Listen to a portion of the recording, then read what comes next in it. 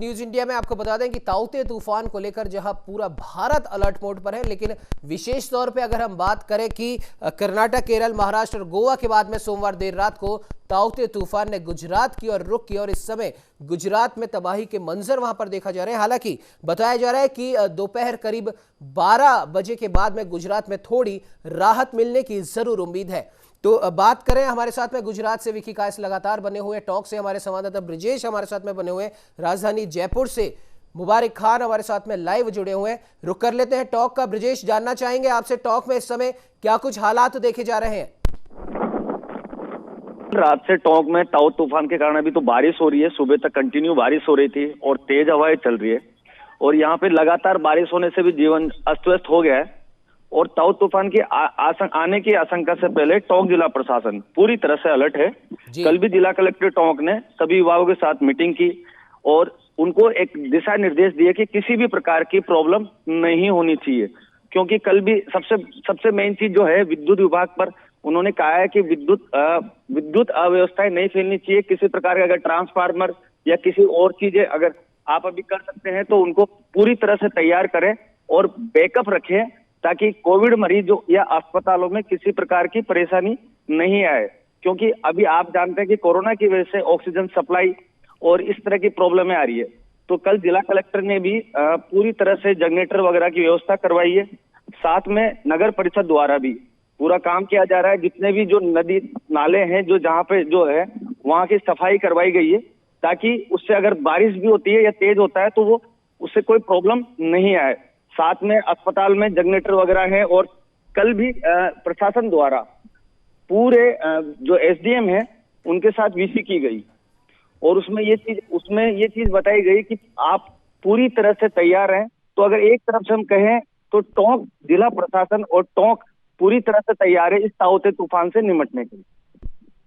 जी बिल्कुल ब्रिजेश, आपने बिल्कुल सही कहा और कहीं ना कहीं देखने वाली बात यह है कि जिस प्रकार से तमाम राज्य सरकारें इसको लेकर अलर्ट है, भले ही महाराष्ट्र की बात करें, गुजरात की बात करें, राजस्थान, कर्नाटक, गोवा की बात करें, लेकिन अगर राजस्थान की बात कर लें तो मुबारक आपका रुख करेंगे। जिस प्रकार से अभी तमाम हमारे संभागों के संवाददाता बता रहे हैं और गुजरात से हमारे साथ में वरिष्ठ पत्रकार विकी कायस भी लगातार बने हुए हैं, तूफान की भयावहता का अंदाजा मुबारक इस बात से लगाया जा सकता है। गुजरात की अगर हम बात करें तो करीब 150 से 175 किलोमीटर प्रति घंटे की रफ्तार से गुजरात के कई इलाकों में हवाएं चल रही हैं, बारिश वहां पर हो रही है। ऐसे में जाहिर सी बात है आम जनजीवन अस्त व्यस्त जरूर होगा। राजधानी जयपुर से अगर हम बात करें मुबारक, मौसम विभाग की अगर हम बात करें तो जिस प्रकार से मौसम विभाग ने भी कहा है 18 और 19 तारीख यानी कि आज और कल इस ताउते तूफान का असर राजस्थान में भी दिखेगा। उसके बाद में 19 तारीख यानी कि कल दोपहर 2 बजे के आसपास इस ताउते तूफान का असर थोड़ा कम हो सकता है। इस पर क्या कुछ जानकारी है मुबारक आपके पास?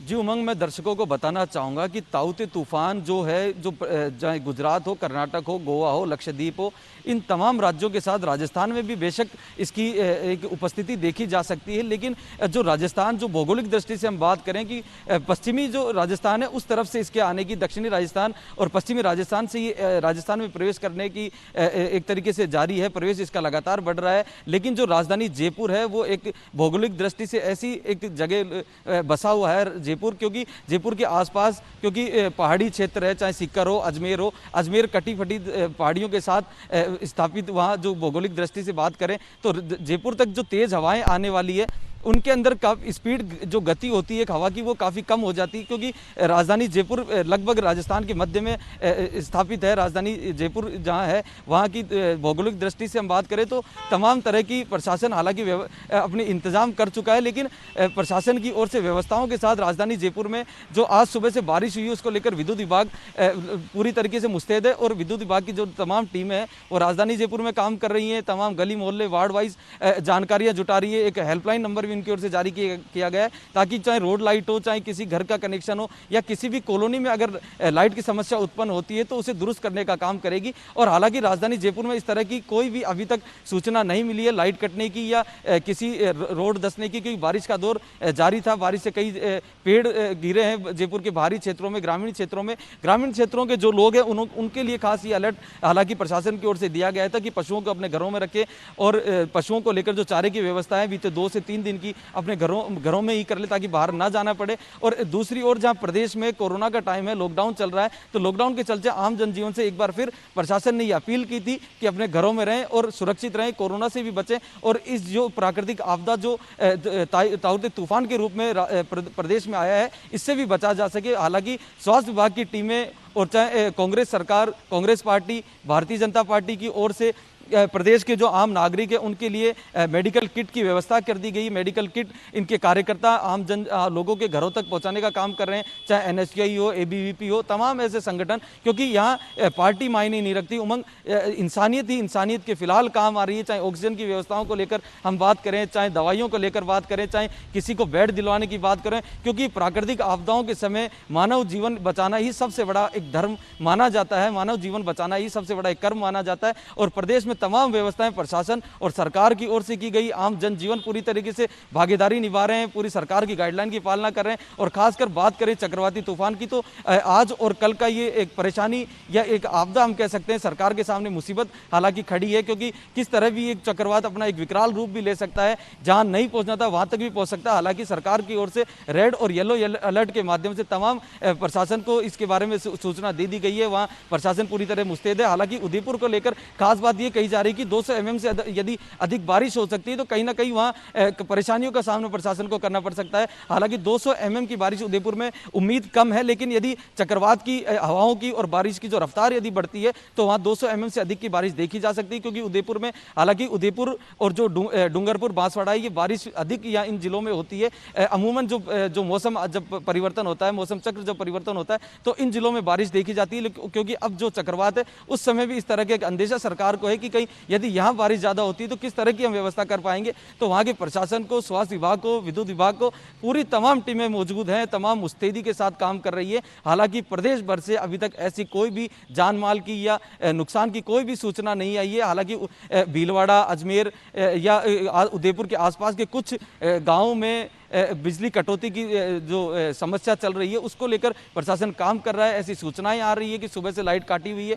तो कहीं ना कहीं ये जो लाइट काटने का जो एक प्रोसेस है ये भी आम जन के लिए हितकारी है, क्योंकि यदि कहीं ट्रांसमीटर में, क्योंकि ग्रामीण क्षेत्रों में अधिकतर देखा जाता है ट्रांसमीटर में आग एक बड़ा कारण बन जाती है जनहानि के लिए, तो उन तमाम चीज़ों को देखकर पूरी मॉनिटरिंग कर सरकार पूरी तरीके से दोनों ही आपदाओं से लड़ाई लड़ने के लिए पूरी तरह तैयार है। जी बिल्कुल मुबारक, बिल्कुल आपने सही कहा। कहीं ना कहीं प्रशासन क्योंकि पहले से ही मौसम विभाग की चेतावनी के बाद अलर्ट हो गया था, इस वजह से राजस्थान की विशेष तौर पर हम बात करें तो इतनी ज्यादा अव्यवस्था यहां पर देखी नहीं जा रही। लेकिन अभी भी कल तक इस तूफान का असर रहेगा और कल तक बेहद मुस्तैद अलर्ट मोड पर हमें रहना होगा। फिलहाल बने रहिए मुबारक हमारे साथ। आपको बता दें जोधपुर से संवाददाता जितेंद्र डूडी हमारे साथ बन चुके हैं।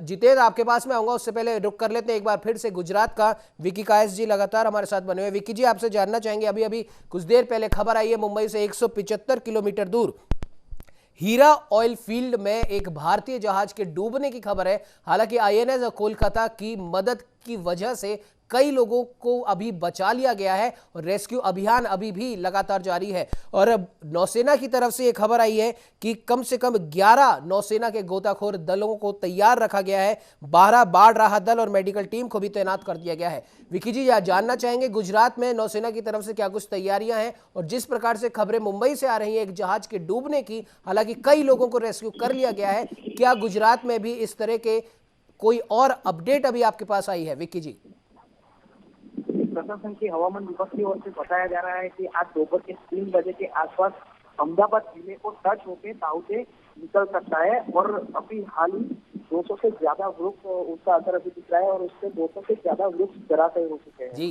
और साथ ही प्रशासन की ओर से अहमदाबाद से सूरत को लेकर एयरपोर्ट और बस सेवा को बंद किया गया है और साथ ही सौराष्ट्र की ओर जा रही ट्रेनों को भी 21 मई तक बंद किया गया है। और साथ ही हमारे भारतीय सेना की तीनों सैन्य दल को स्टैंड बाई की सूचना पे रखा गया है और ज्यादा एनडीआरएफ की 54 टीम को मैदान में उतारा गया है। जी बिल्कुल विकी जी, बिल्कुल आपने सही कहा। कहीं ना कहीं मौसम विभाग की चेतावनी के बाद में, जैसा कि हमने पहले भी कहा था कि प्रशासन अलर्ट मोड पर जरूर है, लेकिन उसके बाद भी तूफान की भयावहता है कि कई लोगों की जिंदगी इस समय बचाने की जुगत में न सिर्फ हमारी नौसेना बल्कि तमाम प्रशासन के लोग, एनडीआरएफ की टीमें भी जुट चुकी हैं। विकी जी, आप इस खबर पे आप नजर बना के रखिए, अपडेट के लिए आपसे फिर संपर्क करेंगे। फिलहाल के लिए आपका बहुत बहुत धन्यवाद। चलिए रुक कर लेते हैं जोधपुर का। जितेंद्र डूडी लगातार हमारे साथ बने हुए। जितेंद्र, जानना चाहेंगे जोधपुर में इस समय क्या कुछ हालात बने हुए हैं, और जाहिर सी बात है न्यूज इंडिया के माध्यम से हम बार बार इस चिंता को जाहिर कर रहे हैं, क्योंकि सबसे ज्यादा खतरा, हम बार बार इस चीज को बता रहे हैं कि सबसे ज्यादा खतरा इस समय उन मरीजों को है, उन कोरोना से संक्रमित गंभीर मरीजों को है जो इस समय वेंटिलेटर पर है। तो जितेंद्र, जानना चाहेंगे जोधपुर में क्या कुछ माहौल तूफान की वजह से देखा जा रहा है, और चिकित्सीय व्यवस्था के क्या कुछ हालात इस समय बने हुए हैं? जी बिल्कुल उमंग, बताना चाहूंगा कि जोधपुर प्रशासन पूरी तरीके से अलर्ट मोड पे है। अस्पताल प्रशासन भी अलर्ट मोड पे है। साथ ही आपको बता दें कि जिस तरीके से कोरोना की मार और दूसरा अब जो आपदा आ रही है, इसको लेकर के अस्पताल प्रशासन ने भी और निगम प्रशासन, इसके साथ साथ डिस्कॉम प्रशासन ने जनरेटर की व्यवस्था की है, ताकि ऑक्सीजन पर जो ऑक्सीजन बेड पर जो मरीज हैं उनको कोई दिक्कत नहीं हो ऑक्सीजन को लेकर, क्योंकि लाइटें किसी भी वक्त जा सकती है। इसको लेकर के वैकल्पिक व्यवस्था की गई है। साथ ही आपको बता दें कि जोधपुर संभागीय आयुक्त ने आर्मी को भी अलर्ट रहने के लिए कहा है, क्योंकि ये जोधपुर और पाली सिरोही इस मारवाड़ की इस तरफ ज्यादा जो है ऑरेंज अलर्ट जारी किया गया है। तो निश्चित रूप से यहाँ इस आपदा की जो ताउते आ रहा है, तूफान आ रहा है, इसकी ज्यादा जो है भयावह स्थिति बन सकती है। तो इसी को लेकर के आर्मी को भी अलर्ट किया गया है। साथ साथ तमाम जो डिस्कॉम के कर्मचारी है वो अलर्ट मोड पे है। साथ ही उनकी ओर से कुछ हेल्पलाइन नंबर भी जारी किए गए हैं, ताकि कोई भी दिक्कत हो तो तुरंत उस हेल्पलाइन नंबर पर कॉल करके जो है उस समस्या का समाधान किया जाएगा।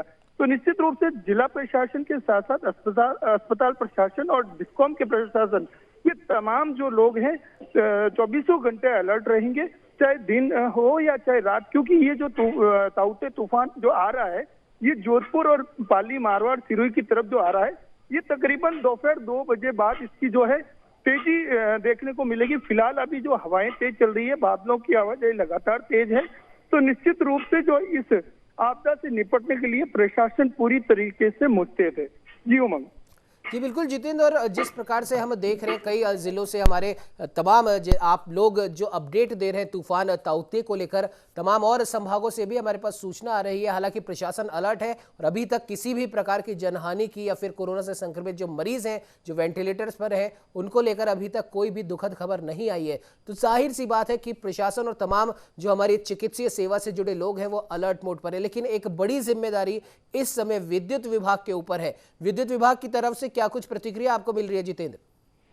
बिल्कुल उमंग, डिस्कॉम की ओर से, डिस्कॉम के जो अधिकारी हैं उनकी ओर से ये कहा गया है कि किसी को डरने की जरूरत नहीं है। डिस्कॉम मुस्तैद है, किसी भी जो मरीज की जो है जान खतरे में नहीं होने देंगे, क्योंकि उन्होंने वैकल्पिक व्यवस्था दो कर रखी है।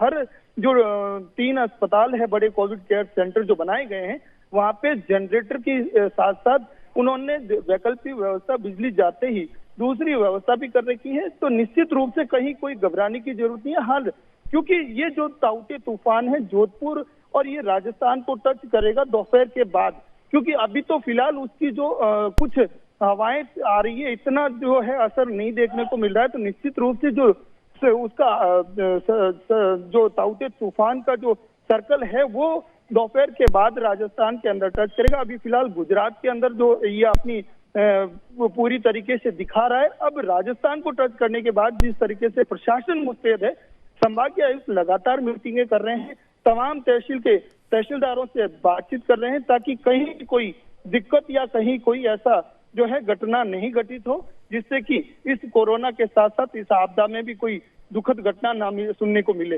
तो निश्चित रूप से आर्मी, डिस्कॉम, प्रशासन और इसके साथ साथ आपको एक बात और बता दें कि तमाम पुलिस के थाने अधिकारियों को भी जो है अलर्ट रहने के लिए कहा गया है। तो निश्चित रूप से हर विभाग अलर्ट है और राज्य सरकार पूरी तरीके से इस ताउते को लेकर अपनी पूरी नजरें बनाए हुए हैं। हर आपदा जो आ रही आपदा, इसको लेकर के तैयारियां पूर्ण की गई। इसके अलावा जो एनडीआरएफ की टीमें हैं, उन्होंने अपने सारे इक्विपमेंट बाहर निकाल लिए हैं, इक्विपमेंट पूरे जांच पड़ताल कर ली है, ताकि किसी भी समय अगर कोई ऐसी घटना घटित होती है तो एनडीआरएफ की टीमें वहां मौके पर पहुंच सकती है।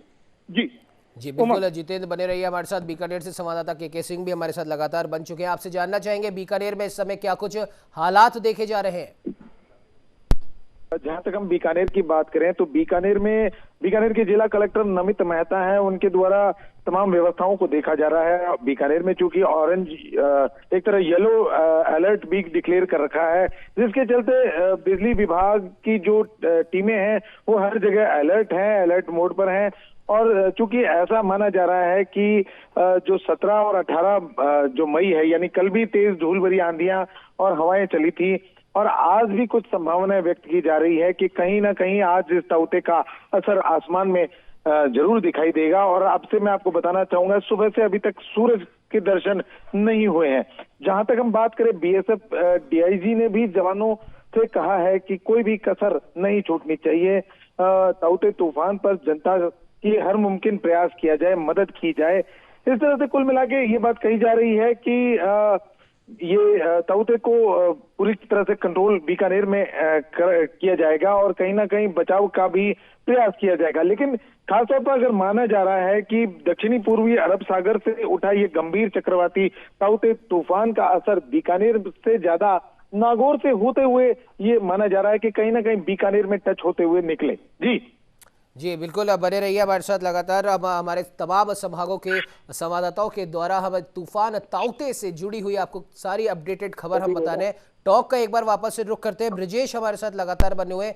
ब्रिजेश, जानना चाहेंगे आपसे, जिस प्रकार से तमाम जगहों से विद्युत विभाग अलर्ट मोड पर है, डिस्कॉम ने तमाम जिलों में बता दिया है कि घबराने की कोई आवश्यकता नहीं है, लेकिन उसके बाद भी जो तेज हवाएं हैं, जैसा कि संवाददाता हमारे साथ में जयपुर से राजधानी से जुड़े हैं मुबारक खान, उन्होंने कहा कि हवाएं जब तेज होती है तब उन पर किस प्रकार से रोक लगे ये संभव नहीं है, और इसीलिए जरूरी होता है, प्रशासन के द्वारा भी एक तो लोगों को चेतावनी दी गई है, जो कि कोरोना गाइडलाइन के तहत भी एक प्रमुख चेतावनी है कि बेवजह घर से बाहर ना निकले, अपने घर में रहेंगे, सुरक्षित रहेंगे। तो वहां पर क्या कुछ देखा जा रहा है, ब्रिजेश आपसे जानना चाहेंगे। उमंग, सब बात करें तो विद्युत विभाग की है और वो यहाँ पे सबसे ज्यादा अलर्ट है, क्योंकि अगर जैसे ही लाइट जाएगी तो हवाएं चलेगी, लाइट जाएगी तो पूरा उसके बहुत परेशानियां उत्पन्न हो सकती है, ट्रांसफार्मर की वजह से आग लग सकती है।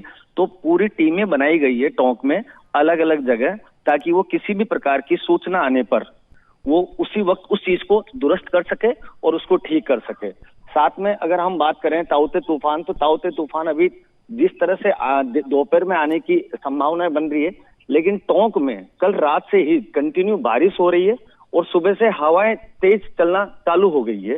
अभी तक उन्होंने इस तरह से रौद्र रूप धारण नहीं किया, लेकिन जिस तरह से प्रशासन ने पूरी तैयारी कर रखी है, उससे ये चीज महसूस होता है कि कल जैसे मान लीजिए कि अगर ताउते तूफान के कारण विद्युत विभाग की लाइटें वगैरह जाती है, तो अस्पताल के अंदर भी, क्योंकि कोरोना पेशेंट है और अभी कोरोना पेशेंटों के लिए भी जो प्रशासन है उन्होंने पूरी तैयारी कर रखी है हर चीज की। जी बिल्कुल, ब्रजेश आप इस खबर पर नजर बना के रखिए। अपडेट के लिए आपसे एक बार फिर से संपर्क करेंगे। फिलहाल के लिए बहुत बहुत धन्यवाद। अजमेर से हमारे साथ हमारे संवाददाता भरत मूलचंदानी भी जुड़ चुके हैं। भरत, जानना चाहेंगे अजमेर में इस समय क्या कुछ हालात देखे जा रहे हैं? जी उमंग जी, मैं आपको बता दूं कि अन्य राज्यों के साथ राजस्थान में भी ताउते का जो असर है वो देखने को मिल रहा है। अजमेर की बात करें तो अजमेर में भी देर रात से मौसम में बदलाव देखने को मिल रहे हैं। अजमेर शहर की बात करें तो अजमेर में भी सुबह से बारिश का मौसम देखने को मिल रहा है, जो लगातार जिला प्रशासन ताउते जो तूफान है उसको लेकर के अलर्ट मोड पर है। जो है ना, अजमेर का जो प्रशासन है पूरा अलर्ट मोड पर है, डॉक्टरों को अलर्ट कर रखा है। तो अजमेर के डॉक्टरों का मानना है कि जो ताउते तूफान जिस तरह से आया है अजमेर में, इससे कोरोना के और जो अन्य बीमारी है उनके बढ़ने के लक्षण भी देखने को मिल सकते हैं। जिसे देखते हुए जिला कलेक्टर के निर्देशों पर सभी डॉक्टरों को अलर्ट पर रखा गया है, तमाम प्रशासनिक अधिकारियों को अलर्ट पर रखा गया है। कल सुबह से ही बारिश का मौसम देखने को मिल रहा है, जगह जगह पर प्रशासन के अधिकारी भी अलर्ट मोड पर ही है। जी बिल्कुल, भरत, जानना चाहेंगे जिस प्रकार से तमाम अभी जो एक सबसे महत्वपूर्ण बात है, बार बार हम इसको बता रहे हैं कि जो कोरोना से संक्रमित मरीज हैं जो वेंटिलेटर पर हैं, उनको लेकर काफ़ी कुछ ध्यान रखा जाना इस तूफान के समय बहुत ज़्यादा ज़रूरी हो जाता है, क्योंकि अगर बिजली आपूर्ति ठप होती है तो सबसे ज़्यादा खतरा इन मरीजों को ही है। तो अजमेर में विद्युत विभाग ने क्या कुछ तैयारियां कर रखी हैं? जी मैं आपको बता दूं कि अजमेर का जो विद्युत विभाग के जो एमडी है उन्हें सभी जो विद्युत विभाग के जो कर्मचारी हैं उन्हें अलर्ट मोड पर रख दिया गया है, जिससे कि जो कोरोना पीड़ित जो मरीज हैं उनकी व्यवस्थाओं को पूर्ण रूप से पूरा किया जा सके और किसी तरीके की जो कोरोना मरीज के जो पेशेंट हैं उन्हें किसी तरीके की परेशानी ना हो, इसलिए ऑक्सीजन की तमाम व्यवस्थाएं की जा चुकी है। जिला कलेक्टर के निर्देशों पर, चाहे वो विद्युत विभाग के जो एमडी हैं उनके निर्देशों पर तमाम व्यवस्था की जाती है। सभी एमडी ने जो है ना विद्युत विभाग के कर्मचारियों को अलर्ट मोड पर रखा है। जिला कलेक्टर ने सभी प्रशासनिक अधिकारियों को अलर्ट मोड रखा है, जिससे कि इस जो ताऊ तूफान है इसकी वजह से किसी तरह के कोरोना मरीज हो या जो अन्य बीमारियों के जो मरीज हैं उनको किसी तरीके की परेशानी ना हो। जी बिल्कुल भरत, इस खबर पे आप नजर बना के रखिए। अपडेट के लिए आपसे फिर संपर्क करेंगे। फिलहाल के लिए बहुत बहुत धन्यवाद। रुक कर लेते हैं राजधानी जयपुर का। मुबारक खान हमारे संवाददाता लगातार इस खबर पे नजर बना के रखे हुए हैं। मुबारक, आपसे जानना चाहेंगे कि जिस प्रकार से तमाम संभागों के संवाददाताओं ने भी बताया, क्योंकि विद्युत विभाग की जिम्मेदारी इस समय बहुत ज्यादा बढ़ जाती है। हालांकि विद्युत विभाग की तरफ से आश्वस्त किया गया है कि तूफान की वजह से किसी भी प्रकार से अस्पतालों में जो मरीज भर्ती हैं, जो वेंटिलेटर्स पर हैं, भले कोरोना से पीड़ित हो या फिर किसी अन्य बीमारी से पीड़ित हो, उन्हें किसी प्रकार की कोई दिक्कत नहीं आने दी जाएगी। एक बहुत बड़ा कदम हम मान सकते हैं विद्युत विभाग की ओर से किया जा रहा है। मुबारक, जानना चाहेंगे, कुछ लोगों से भी आपने प्रतिक्रिया जानने की कोशिश करी, क्योंकि एक तो हम पहले ही कोरोना महामारी से एक जंग लड़ रहे हैं और साथ ही साथ अब हालांकि है ये 2 दिन के लिए ही, लेकिन तूफान ताउते भी भले ही 2 दिन ही सही, लेकिन है तो सही, और इसकी भयावहता को भी नजरअंदाज नहीं किया जा सकता। जिस प्रकार से महाराष्ट्र में और गुजरात में इसने तबाही मचाई है, और मुंबई से अभी की जो एक सबसे हम बता दें कि अपडेट खबर, एक जहाज वहां पर फंसा था। हालांकि उसमें से कई लोगों को रेस्क्यू कर लिया गया है, लेकिन उसके बाद भी चिंता तो लगातार बनी हुई है। मुबारक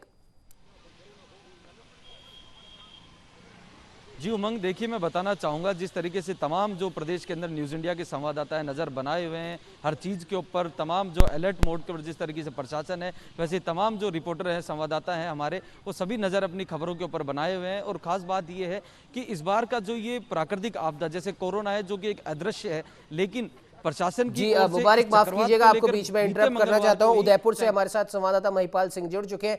महिपाल, जानना चाहेंगे, क्योंकि सबसे ज्यादा अगर राजस्थान में हम बात करें तो कई ऐसे जिले हैं जो गुजरात की सीमा से जुड़ते हैं और इसीलिए वहां पर सबसे ज्यादा खतरे की चेतावनी भी दी गई है।